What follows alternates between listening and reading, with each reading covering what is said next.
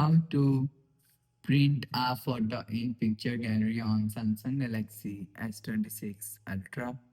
So let's start the video. First of all, go to App Library. Now here, so click on Gallery app.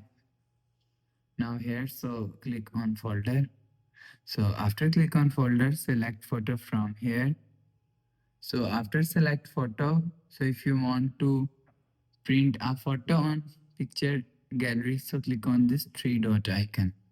So after click on this three dot icon, you will see last option is print. So click on print. So after click on print, so you will see. So if you want to print, so click on copies. So you will select copies from here and select paper size from here.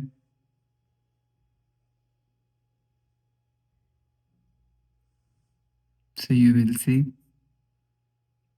So select pages from here and you will see. If you want to set PDFs, so you will see and click on done. You will see your printer is done. So after the process, go back to home screen, refresh phone. So that's how you can print a photo in picture gallery on Samsung Galaxy S26 Ultra.